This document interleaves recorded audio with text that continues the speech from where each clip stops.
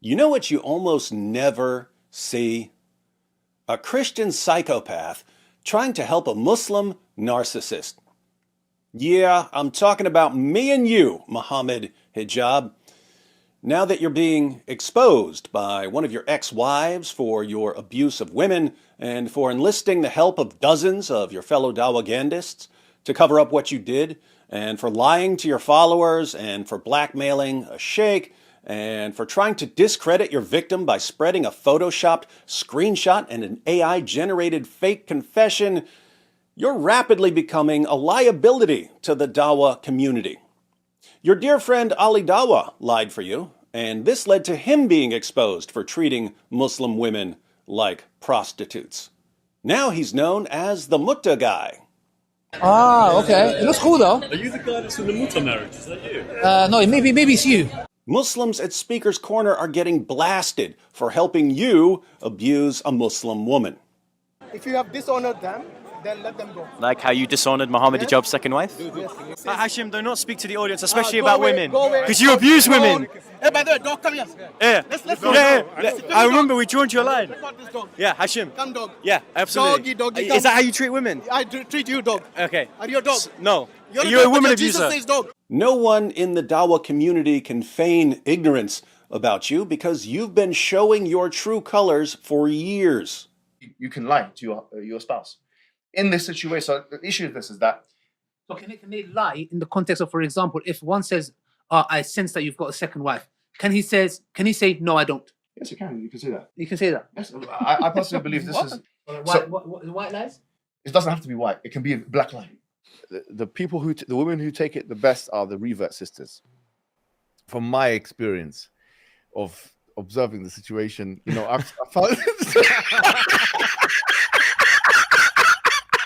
And now, because of your ego and your terrible choices, you've been exposed and humiliated by a woman you abused and lied about.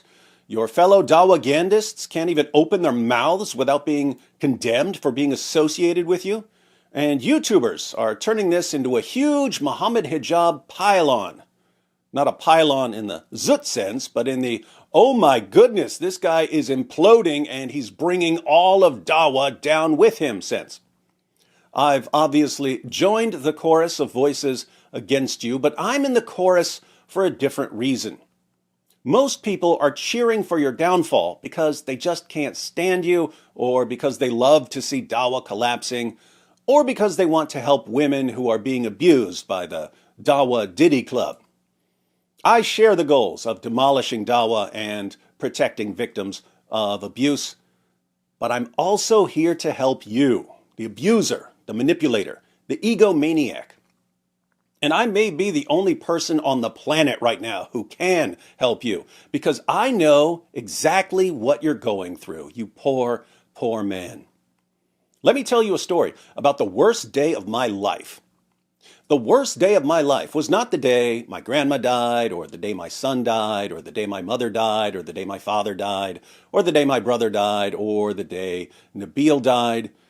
It wasn't the day I went to a mental hospital, or the day I went to jail, or the day I went to prison. Nothing like that. Why? Because as awful as antisocial personality disorder is, it comes with an amazing ability to endure an endless array of bad events and circumstances without being fazed even slightly. But there's one way to seriously hurt a psychopath. There are lots of ways to hurt a narcissist because narcissists are super fragile. But the most devastating way to hurt a narcissist happens to be the same way to hurt a psychopath. Now for the worst day of my life. It was towards the end of the first quarter of 8th grade. I don't remember what I was doing, but teachers kept sending me to the principal's office. One day, I got called to the principal's office again, and the woman at the desk told me to go into the conference room.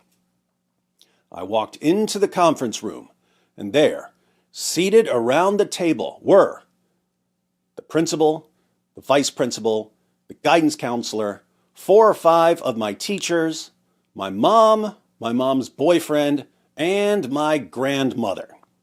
And I knew instantly that all of these people being together in the same room was really, really bad, because I acted like a different person for different people in that room.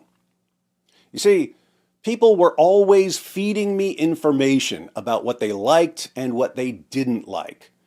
If I wanted someone to like me, I would pick up on what they liked, and I would do that more and more until I was their favorite person in the world. If I didn't like someone, I would pick up on what they didn't like, and I would do that more and more until I was their ultimate nightmare. So, over time, I developed custom personalities for different people. Now, what happens when all these people, who've all been experiencing a different version of David Wood, get together in the same room and start sharing stories about what David is like around them? I'll tell you what happens. They went around the room, and the same thing happened over and over again. A teacher would say, "Here's what David did in my class." And then half the people in the room would look at me, confused. "David did that? David?" Then someone else would describe something I did, good or bad, and half the people in the room would again turn and look at me like, "He did what? David?" Eventually, my grandma, who thought I was an angel because I acted like an angel around her, she locked her eyes on me and declared, "David sounds like a chameleon." Then, as they continued sharing stories, they kept calling me chameleon, which didn't help them because it made me feel like a cool supervillain. But the damage was done. They figured out what I was doing. They figured out what I was. They realized I couldn't be trusted. At the end of that devastating little meeting, the vice principal gave me a choice. He said, "David, you can either stay here or you can transfer to another school.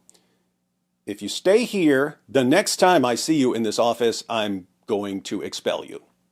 If you transfer to another school, I won't tell them anything about you, and you can get a fresh start."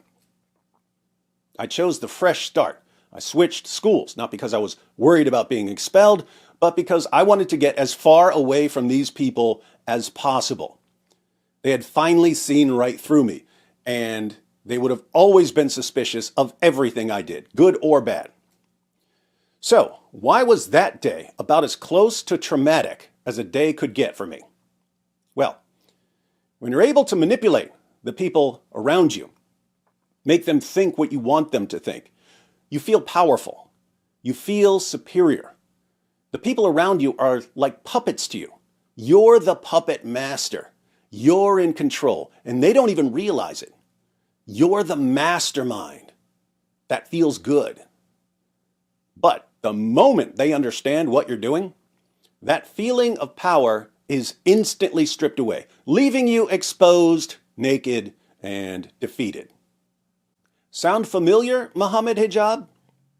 It's what you're going through right now. You built your life on a foundation of manipulation and deception. You dupe people into doing what you want. You dupe women into marrying you, and then you ruin their lives. You dupe your fellow Dawagandists into helping you manipulate and deceive everyone around you. You dupe your followers into thinking that you're doing this for Islam and not for yourself. Feels good being able to dupe so many people, doesn't it? But now you're being exposed. Your power is being stripped away. And you don't know what to do because you don't know any other way of living. So you're going to keep using the same manipulation tactics, the very tactics that got you into this mess.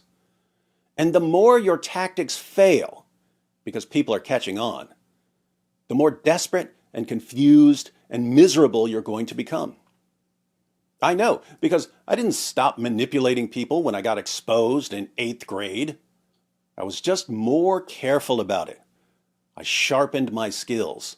I became an even worse person. In order to actually change, you need a completely different way of thinking. Psychologically, Hijab, you view yourself as the center of the universe. You're the star, and you want everyone else revolving around you like planets. Everything you do is meant to get more people revolving around you. When people break away from you and escape, you become enraged and you try to force them back into orbit. In your mind, people refusing to do what you want is the problem.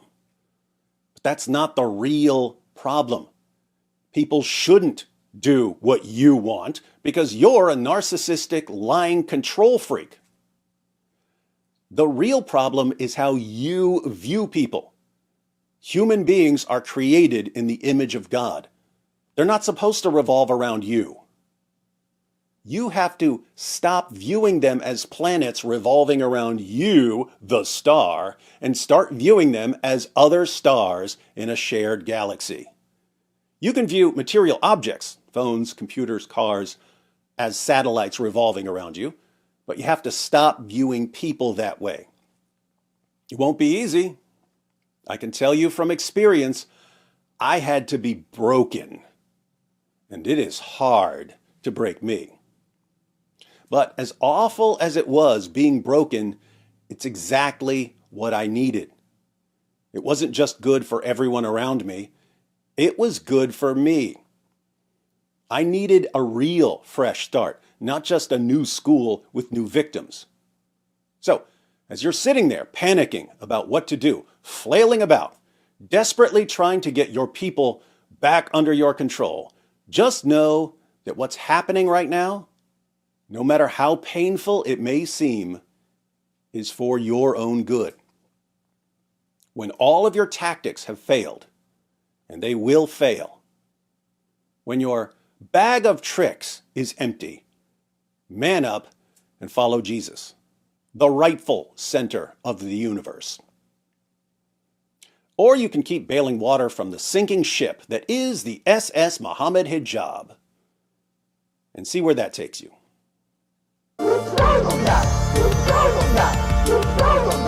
It just backfired on me. It just backfired on me. This is a part of a religion. There's a reason to it. Yeah?